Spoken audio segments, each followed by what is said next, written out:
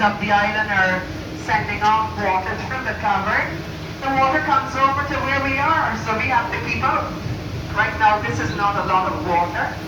Does everybody remember on the right, this is where Tony and Ole would have had to crawl back and forth on their expedition? And here we are seeing the little village of clustering stalagmites once more. You should remember also that we came into the cavern on the right-hand side. I shouldn't even remember where I'm going because I'm facing you having fun. But we came in over there on the right. We're going to the left to show you the original entrance.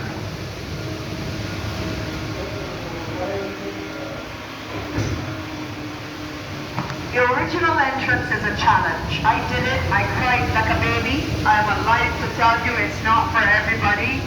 Look over on the left-hand side, in the far region of the pool, you are going to see a sinister dark trail or the opening to a trail, which takes 2.5 hours to get into the cave from outside or out of the cave from inside.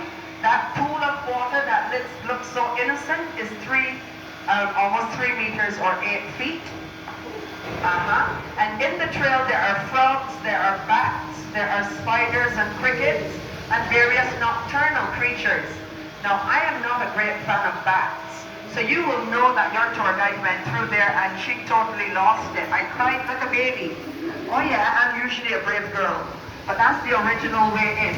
Tony and Ole continued over on the right, where they found themselves sliding on their torsos and then on their elbows, going forward. So caving of that sort is very grueling, and it can work your muscles, and your muscles can be very sore at the end of the cave. So imagine behind here is where the two men were crawling, and eventually they came out here. When they looked across, they saw a second stream, and they followed that stream deeper into the cavern. So welcome to Twin Falls, everybody. These are just two of many streams under the island. Remember, the island of Barbados has many freshwater streams underground because we are coral limestone, and most Barbadians drink from our tap. I drink from my tap, okay? We can do that because it's really rainwater initially. As we look overhead, we're seeing the baby ones. Each one has a droplet of rain at the tip. It's like a teardrop. And in 120 years' time, if we're not busy, we should see the growth of 2 centimeters or 1 inch of calcium, which has hardened. How cool is that? I've been looking at these forever and they look the same to me. That's because it hasn't been 100 years yet. So let's compare the soda straws with the fully grown adults. How do you like the fully grown adults? My goodness, I am amazed at nature and its patience. This room is 500,000 years old, or 500,000 years. Some of you already remember where you came in. Instinctively, you're looking. So turn the way around on the right shoulder. Don't lose your hat. Look up, and behind you in the dark area here of the ridge, that's where we came in. You guys remember now? And Brandon stopped. And some of you looked over. You were looking down here. So we're now 120 feet underground. And where did the water go? It's traveling underneath us. This is a bridge that the engineers have done. We had engineers from North America, Canada, Caribbean islands, and UK put their heads together at a table. And they were also being joined by environmentalists who were adamant that we should not disturb a cave to have people drive through it. So we didn't. We want to remind you now that we are going into a natural trail, which is narrow and winding. The ceiling is low.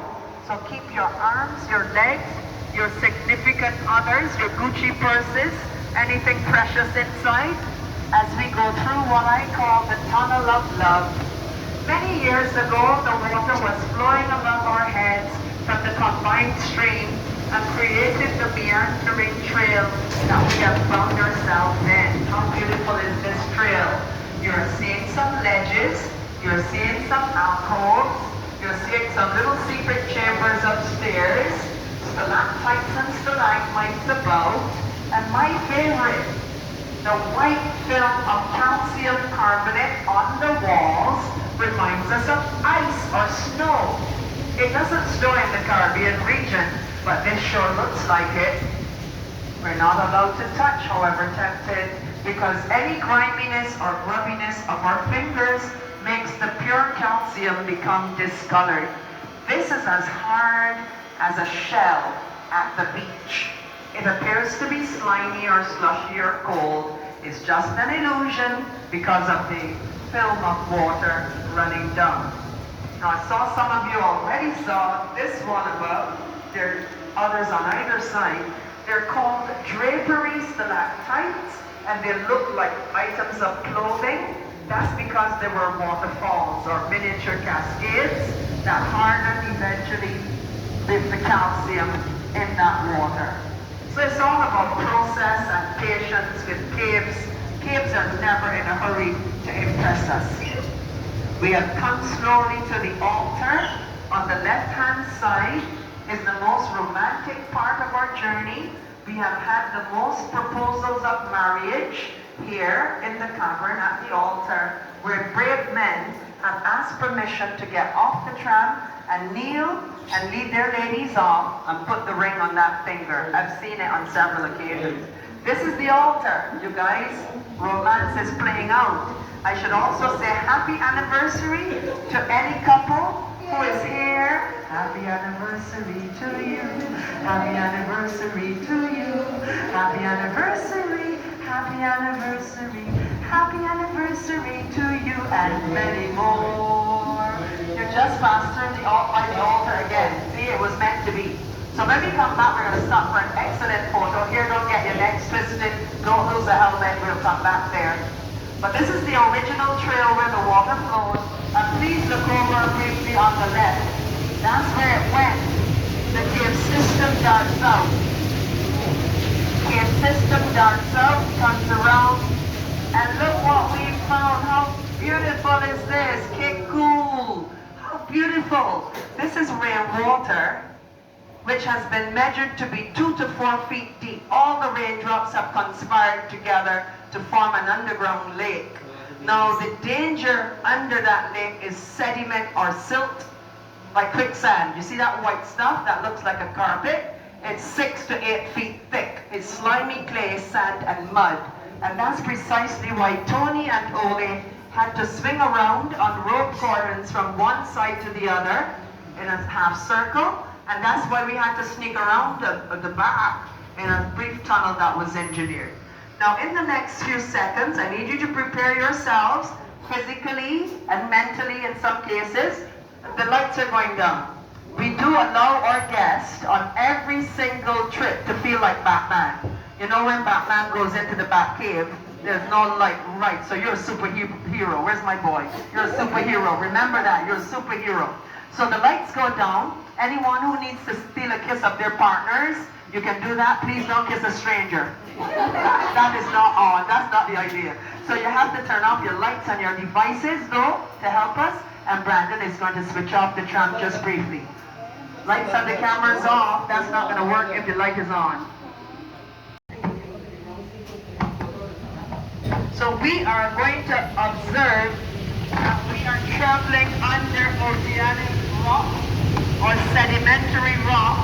We're also traveling alongside the underground stream, and wait until we get around the corner, because you are going to be so tempted, as I am all day, for a swim. There is a pool of water 9 feet deep as we are going to disembark and walk alongside the Cascade Pool. We have found ourselves at the depth of 160 feet, 160, under the earth. We are still above the ocean, 700 feet. So welcome to Cascade Pool, everybody. No swimming allowed, but we want to, don't we? I want to. You may now disembark, take a stroll as far as you can, all the way down by the water spout. Get some water on you as well.